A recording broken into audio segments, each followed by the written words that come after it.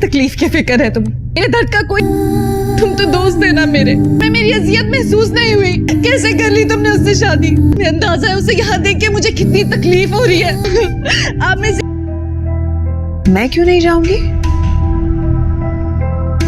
ओ, तुम्हारी साबका बीवी ने कर ली। घाटा ड्रामे में अब रानिया और उसकी मां की उम्मीद की आखिरी किरण भी दम तोड़ चुकी है।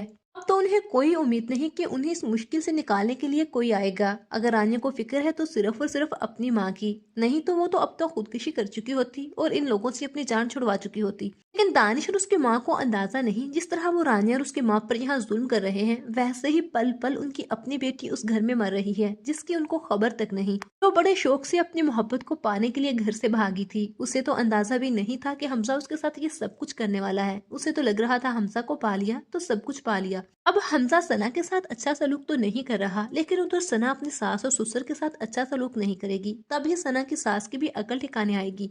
उसे रानिया की मोहब्बत, रानिया की अच्छाई नजर ही न आई और इस सना में पता नहीं क्या नजर आया था जो इसे अपनी बहू बनाने चली थी। लेकिन ये सना खुद अपने मुंह से एतराफ करेगी कि किस तरह उन्होंने धोखा दिया सबको, किस तरह धोखा देकर रानिया से दानिश की शादी करवाई और दानिश ने किस तरह से रानिया के साथ इतने बुरे सलूक किए। कौन कौन इस सना और दानिश का बुरा अंजाम देखना चाहता है, कमेंट सेक्शन में हमें लाजमी बताइएगा। और मज़ीद ड्रामा रिव्यूज के लिए चैनल को लाजमी सब्सक्राइब कर लीजिएगा।